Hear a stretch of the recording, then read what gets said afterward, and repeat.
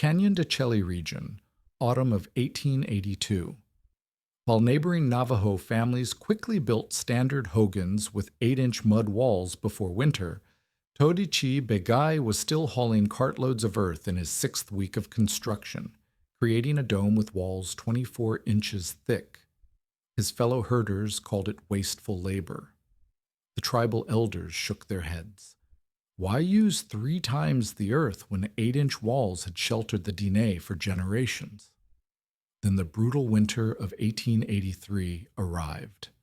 Temperatures plunged to 22 degrees below zero for 3 consecutive nights, the deepest cold in living memory that would test every shelter on the mesa.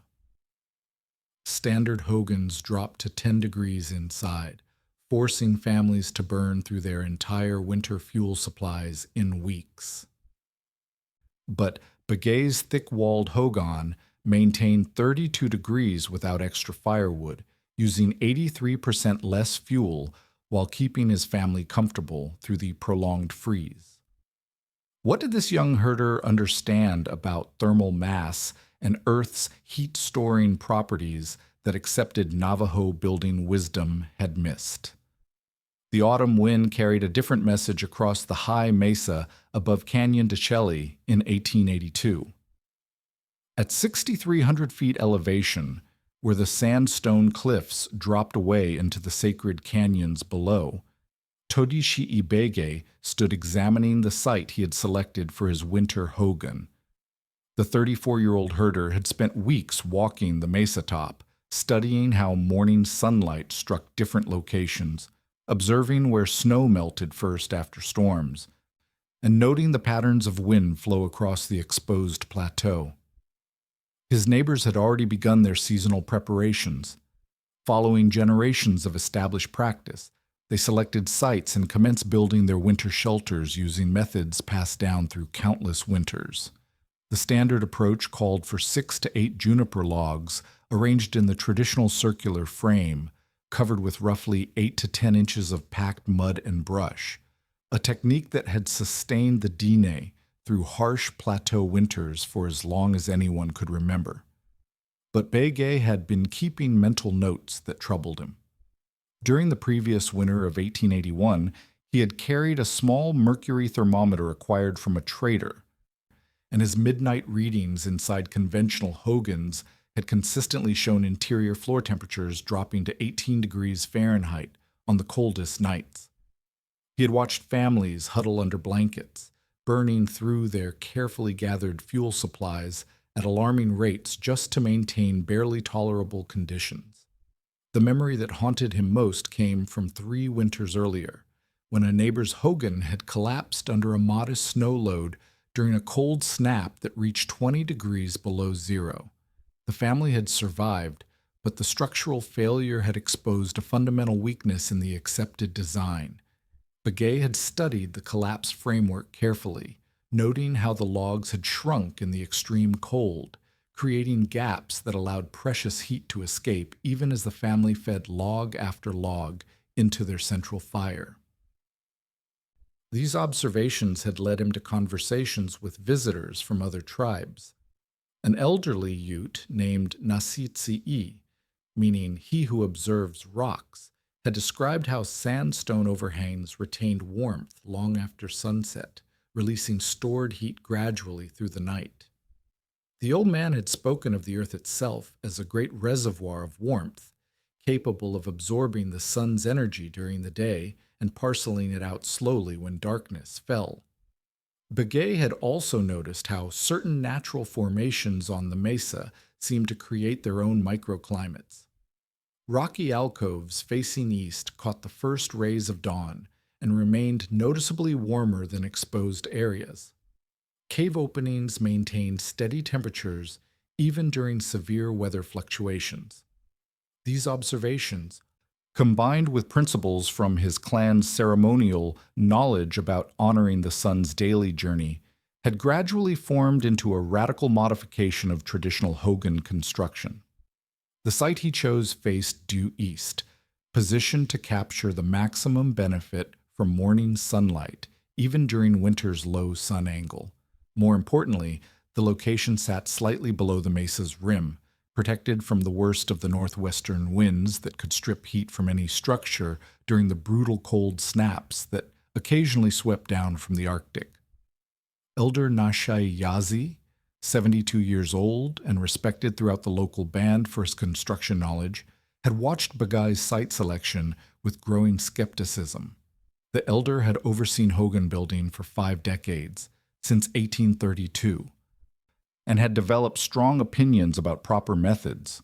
When Bagai explained his intention to create walls 24 inches thick using packed earth over a juniper log frame, Nashai's disapproval was immediate and vocal. "You are wasting wood and earth for no reason," the elder declared, his weathered face showing the mixture of irritation and concern that comes from watching a younger person reject proven wisdom. "The Hogan we have built for generations is fine. This foolish experiment will cost you valuable time and materials that could be better used." Haston Blackhorse, a respected 40-year-old herder known for completing efficient Hogan construction in 7 days, added his own criticism. "You will sit in that cave of yours all winter and shiver while the rest of us are comfortable," he predicted. Blackhorse took pride in his adherence to traditional methods and viewed Bagai's proposed modifications as both unnecessary and potentially dangerous innovation. Despite the mounting social pressure, Bagai proceeded with his unconventional plan. He felled 6 juniper logs, each 16 feet in length with 8-inch diameters, selecting trees that had grown slowly in the high desert conditions to ensure dense, stable wood. The inner framework followed traditional circular design principles, but Bagai reinforced the joints with 4 inches of clay mortar, far more substantial binding than typical construction employed. The truly radical element came with his earth-gathering phase. While his neighbors completed their conventional Hogans and moved on to other winter preparations, Bagai continued hauling cartload after cartload of sandy loam from the mesa top. Each load weighed approximately 150 pounds, and he calculated that 12 full loads would provide the material needed for his planned dome structure. Working methodically through October and into November, Bagai built up the earth covering in careful layers, ensuring proper compaction to prevent settling or erosion. The dome design minimized surface area while maximizing internal volume, and the 24-inch thickness provided thermal mass far beyond anything attempted in traditional construction. He also excavated the floor to create a base of 6 inches of tamped gravel for drainage, topped with 4 inches of packed earth that would serve as a radiant heating surface. The project required 38 days of intensive labor, from October 12th through November 19th. As winter's first serious cold began to settle over the mesa, Bagai's unusual Hogan stood completed, a low, earth-covered dome that looked more like a natural hill than a conventional dwelling.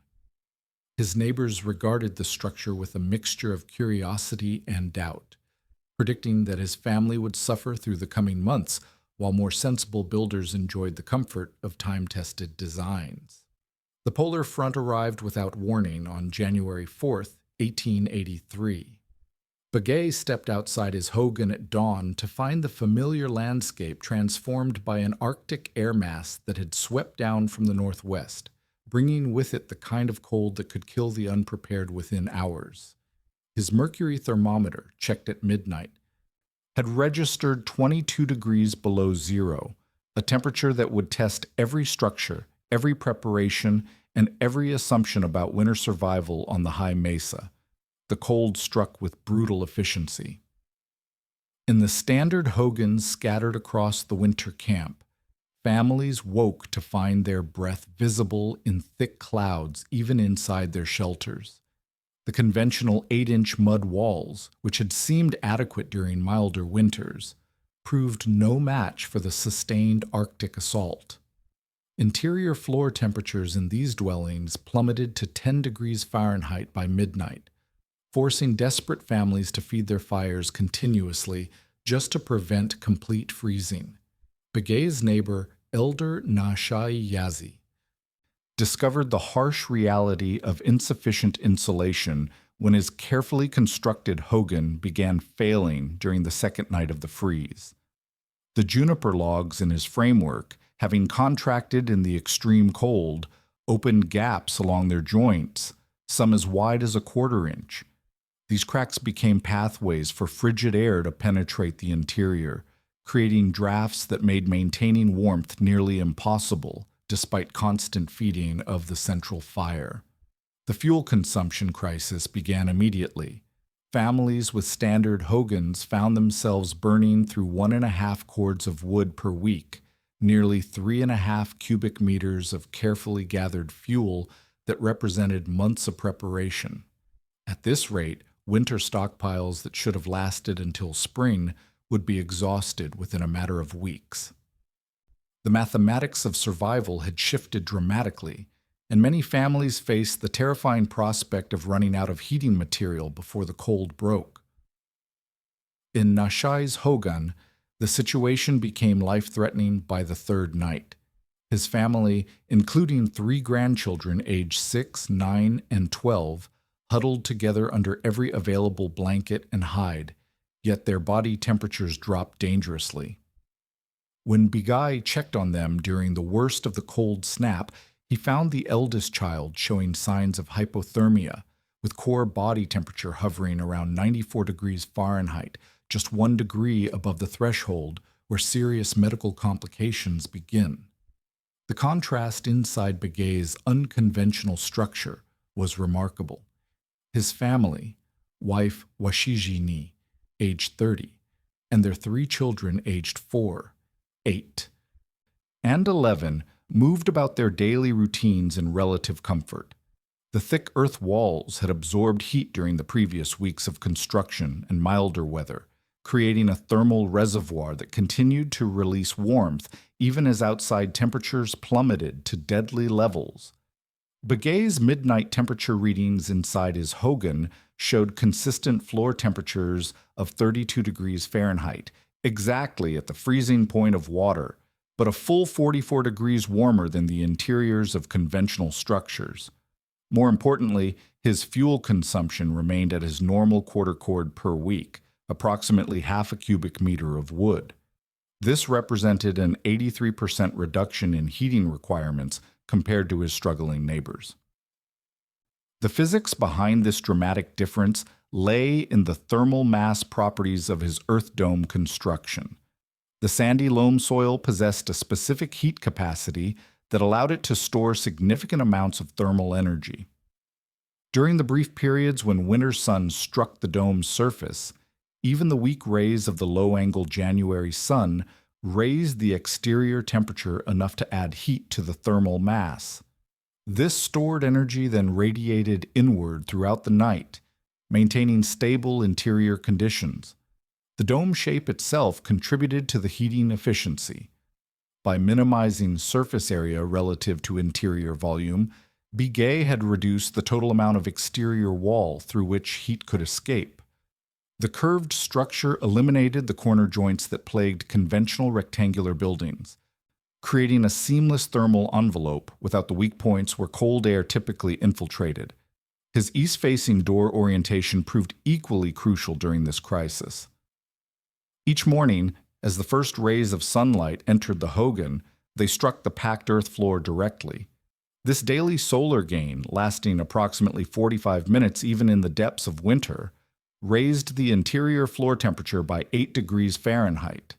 The thermal mass of the 4-inch thick earth floor then stored this energy, releasing it gradually throughout the day and into the night. The difference in air quality became apparent as the cold spell continued. Conventional hogans, with their constant drafts through shrunk log joints, maintained interior humidity levels around 18 to 20% as moisture was continually vented outside. Begay's sealed earth construction maintained 30 to 32% relative humidity, creating a more comfortable breathing environment that reduced the stress on respiratory systems already challenged by extreme cold. By January 6th, the third consecutive night of 22 below zero temperatures, the crisis had reached its peak. Families in standard hogans were burning through their wood reserves at an unsustainable pace, while children showed increasing signs of cold stress despite their parents' desperate efforts to maintain warmth. Several families began discussing the possibility of abandoning their individual shelters and crowding into whatever structures showed the best heating performance. Begay's Hogan had become an island of stability in a landscape of thermal crisis. His children continued their normal activities. His wife maintained her daily routines, and the family's wood supply remained largely intact while neighbors faced the prospect of fuel exhaustion. The unconventional construction that had drawn mockery just months earlier was now demonstrating its value in the most unforgiving test nature could provide. The brief respite that followed the initial polar assault proved deceptive.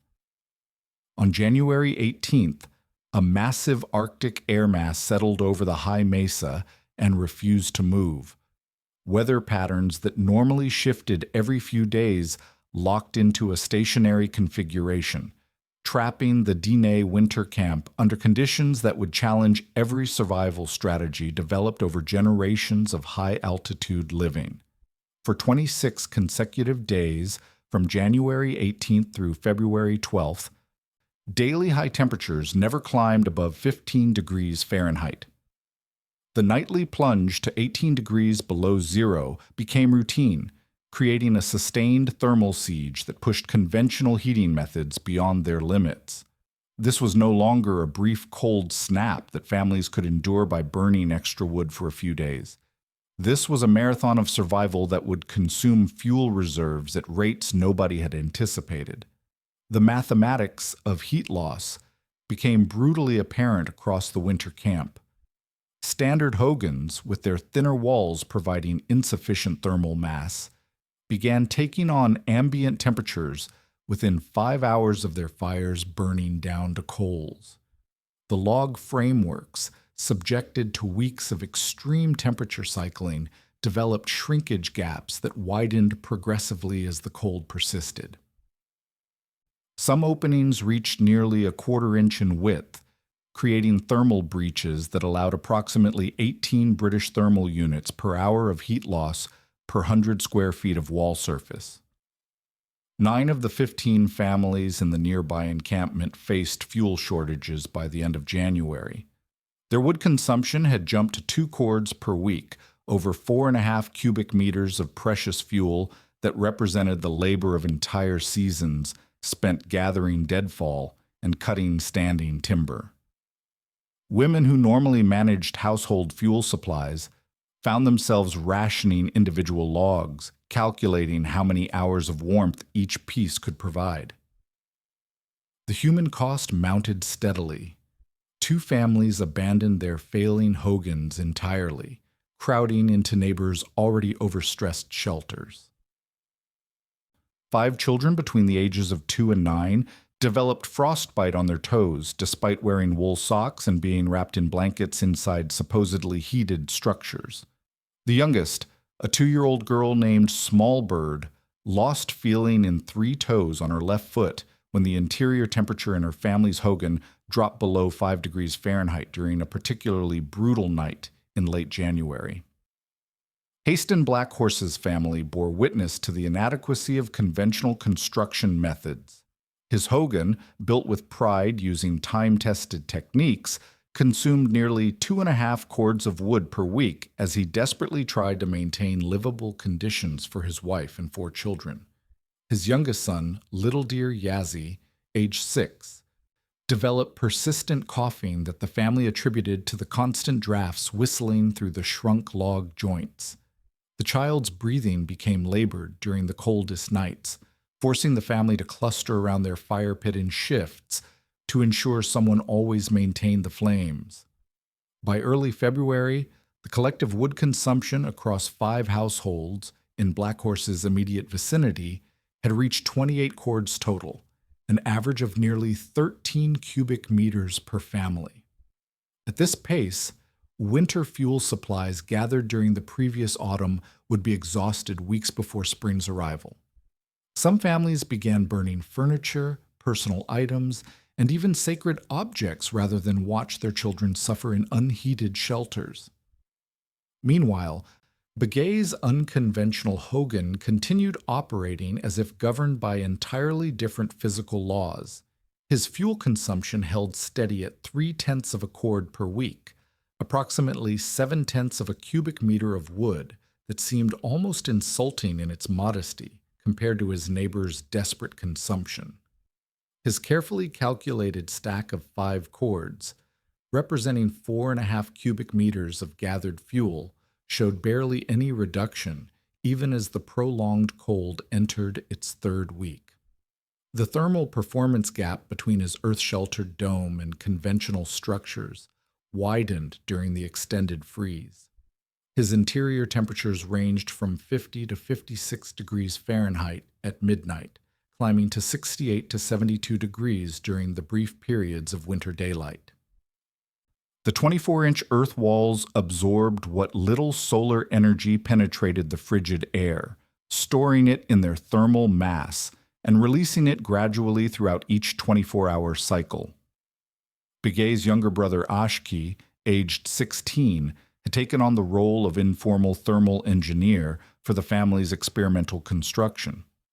Using coiled copper wire and small test fires, he calculated heat loss rates that revealed the dramatic efficiency gap between building methods.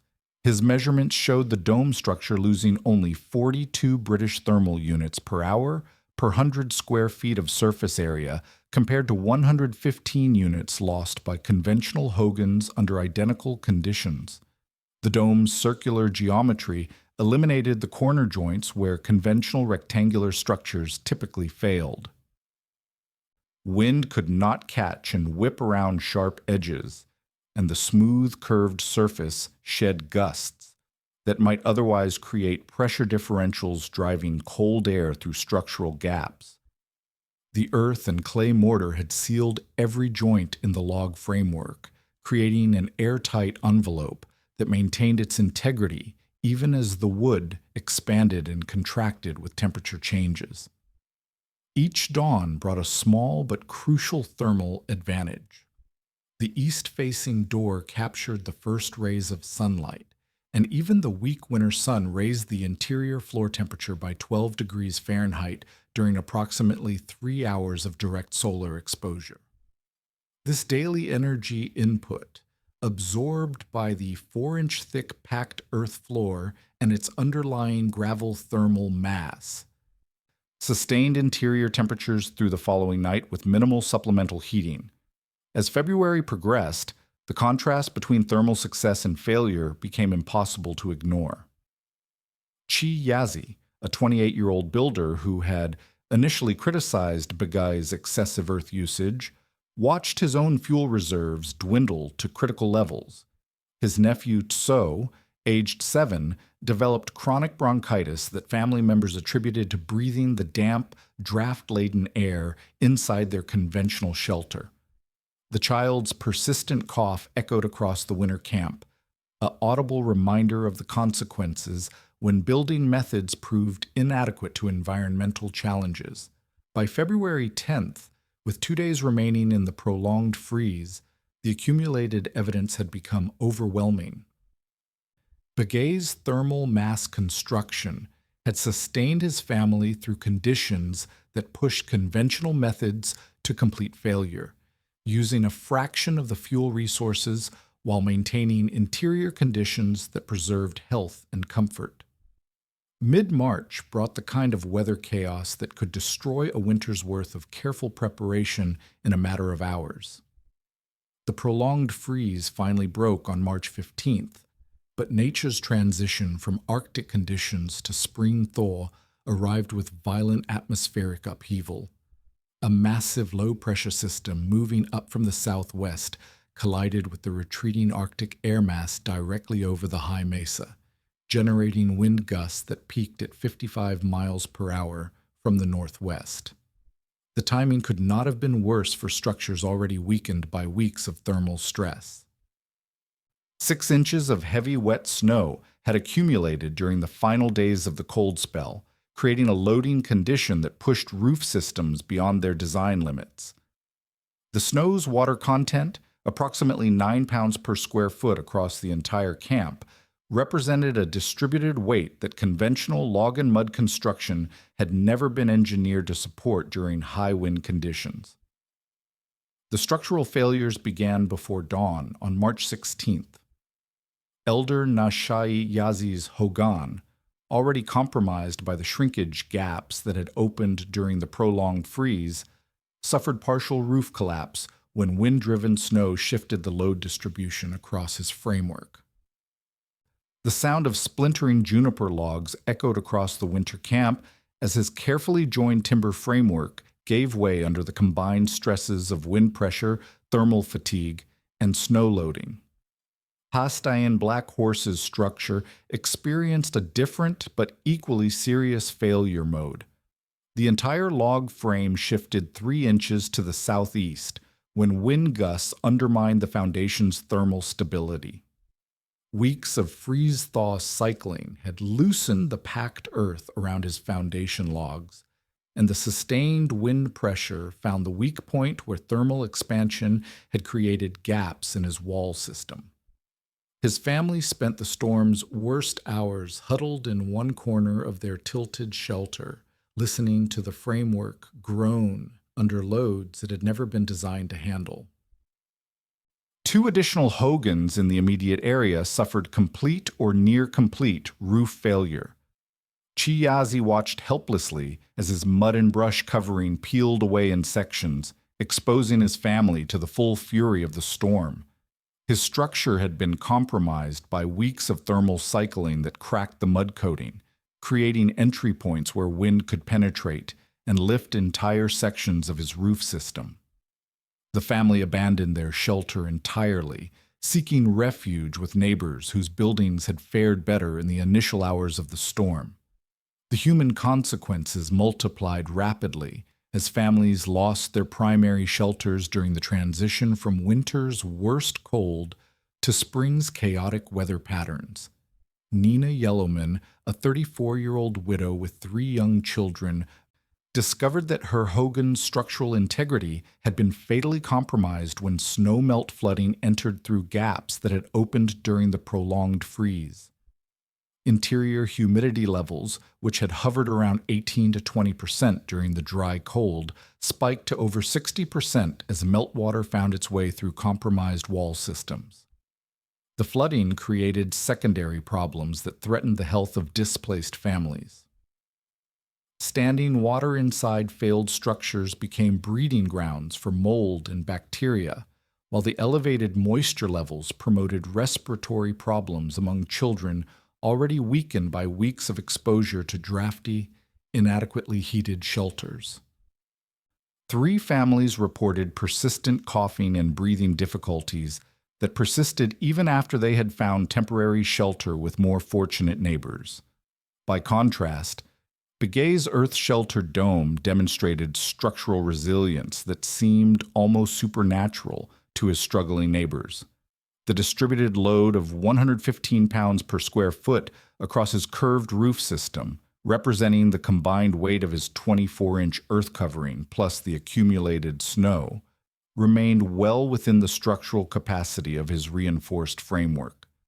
The dome's geometry naturally shed wind loads rather than presenting flat surfaces that could catch and concentrate atmospheric pressure. More significantly, the thermal mass that had provided heating advantages during the prolonged freeze now offered humidity control during the chaotic transition to warmer weather. Interior relative humidity in Begay's Hogan remained stable between 30 and 32%, even as exterior conditions fluctuated wildly. The massive thermal reservoir created by his earth walls moderated temperature swings that caused condensation problems in conventional structures, preventing the interior dampness that plagued families whose shelters had been compromised by structural failures. The dome's structural advantages became apparent to observers throughout the storm. Where conventional rectangular buildings presented corner joints and flat surfaces, that concentrated wind loads at specific failure points.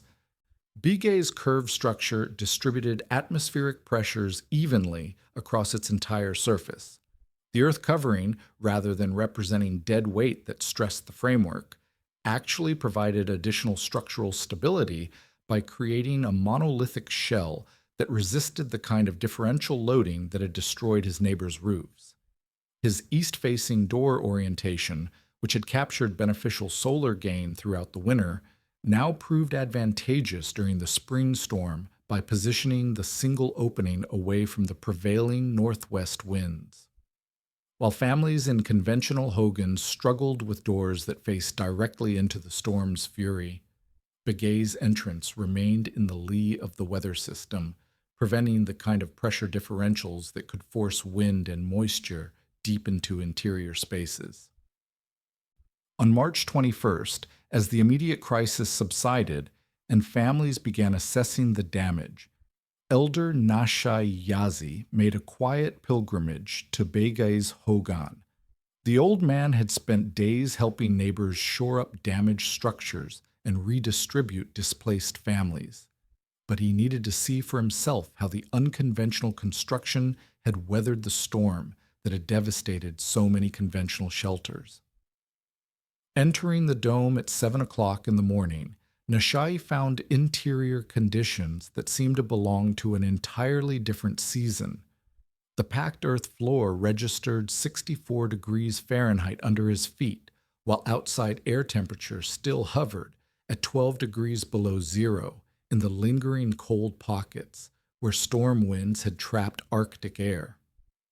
The interior environment remained comfortable, dry, and structurally sound, despite having endured the same atmospheric violence that had destroyed or damaged nearly 30% of the conventional structures in the winter camp. Standing in the stable warmth of the earth-sheltered space, surrounded by the evidence of thermal mass construction that had performed flawlessly through conditions that had tested every assumption about high-altitude winter shelter, the elder spoke the words that would mark the end of one building tradition and the beginning of another. I was wrong. The transformation began quietly in the autumn of 1884. As families prepared for the approaching winter, the sound of earth moving replaced the familiar rhythm of conventional Hogan construction across the mesa. Where once builders had focused on speed and adherence to traditional 8-inch wall thickness, now they calculated loads of sandy loam and planned dome structures that would require weeks rather than days to complete. Washijini Bigay found herself in the unexpected role of construction consultant as neighboring families sought guidance on implementing the thick wall design. Her experience managing the packed earth floor finishing and observing the thermal performance throughout the previous winter's crisis made her expertise invaluable to builders attempting their first earth-sheltered construction. She organized work parties among the women, coordinating the hauling and placement of the massive quantities of soil required for walls approaching 2 feet in thickness. Nina Yellowman, whose conventional Hogan had suffered flooding damage during the March storm, became the first neighbor to fully adopt Bigay's methods. Working with her 3 children and 2 borrowed workers, she constructed a 16-foot diameter Hogan with 24-inch earth covering, following the dome geometry that had proven so effective during the thermal crisis. Her construction required 43 days of intensive labor, but the winter performance vindicated every hour of extra effort. The fuel savings emerged as the most compelling argument for adoption of the new methods. Families who completed earth-sheltered Hogans during the 1884 building season reported wood consumption reductions ranging from 55 to 75% compared to their previous winters in conventional structures. These weren't marginal improvements that required careful measurement to detect. They represented the difference between families who burned through their fuel reserves by February and those who ended winter with substantial stockpiles remaining. Ashki Bigay, now 18 and recognized as the most knowledgeable thermal engineer in the winter camp, documented performance data that would influence construction decisions for decades. His measurements showed that properly built earth-sheltered hogans maintained interior temperature variations of less than 15 degrees Fahrenheit throughout the entire winter season, regardless of outside weather conditions. This thermal stability eliminated the feast or famine heating cycles that had characterized conventional construction, where families alternated between overheating their shelters during mild periods and struggling to maintain basic warmth during cold snaps. By 1887, the local chapter records indicated that 5 neighboring tribal groups had adopted variations of what had become known as the thick wall hogan. The design spread not through official mandate or ceremonial adoption, but through the practical testimony of families who had survived brutal winters in comfort while their neighbors suffered. Word traveled along trading routes and through seasonal gatherings, carrying technical specifications that builders adapted to local materials and climate conditions. The construction techniques evolved as more families gained experience with earth-sheltered building. Builders discovered that the optimal earth thickness varied with elevation and local climate patterns. Families at higher altitudes required walls approaching 30 inches thick, while those at lower elevations found 20 inches adequate. The clay-mortar ratios were refined through trial and error, with successful builders sharing mixture specifications that prevented both excessive cracking during dry periods and structural failure during freeze-thaw cycles. Hoju Younghorse, the 52-year-old half Pueblo trader who had provided thermal measurement equipment during Begai's original construction, documented the spread of earth-sheltered techniques across tribal boundaries. His trading circuit, which extended from the Rio Grande Pueblos to the Colorado Plateau, revealed that news of the thermal mass construction methods had reached builders among the Hopi, Zuni, and even some Apache bands. Each group adapted the basic principles to their local materials and traditional building practices, creating regional variations that maintained the core thermal performance characteristics. The archaeological evidence that would eventually validate these innovations began accumulating during the late 19th century. Southwestern researchers identified Hogan remains with wall deposits measuring 45 to 65 centimeters thick, accompanied by floor charcoal layers indicating extended habitation periods. These sites showed construction techniques that matched the methods Begai had developed, suggesting that his individual innovation had tapped into building principles that would prove sustainable across generations. The modern earth-sheltered home movement that emerged in the 1970s drew on the same thermal mass principles that had sustained Diné families through high-altitude winters a century earlier. Architectural studies conducted in the early 21st century confirmed that indigenous builders had achieved passive thermal performance that exceeded many contemporary insulated construction methods. Thermal modeling showed that traditional earth-sheltered hogans maintained interior temperature variations that modern heating and cooling systems struggled to match. The legacy of Todichi Begai's innovation extended far beyond the immediate survival advantages it provided during the 1883 winter crisis. His willingness to challenge accepted construction methods based on observation of natural thermal principles had created a building tradition that would influence high-altitude shelter design for over a century. The dome that had drawn mockery from tribal elders became the prototype for earth-sheltered construction techniques that modern architects would eventually study as examples of sophisticated passive environmental control. Michael Hutchings, an architect studying indigenous construction methods in 2006, identified Begai's design as providing insulation through thermal mass, a principle that mainstream construction had only begun to appreciate in recent decades. The historical log earth hogans with packed earth thickness approaching 30 centimeters represented technological solutions that preceded modern understanding of building thermal dynamics by nearly 100 years. The descendants of Todichii Beige continued to maintain and use the original dome for ceremonial purposes well into the 21st century.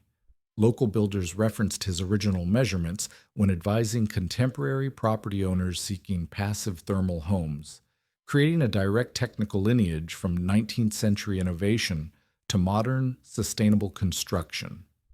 The observation of nature and willingness to adapt building methods based on physics rather than tradition alone had created solutions that transcended the cultural boundaries between indigenous and contemporary building practices.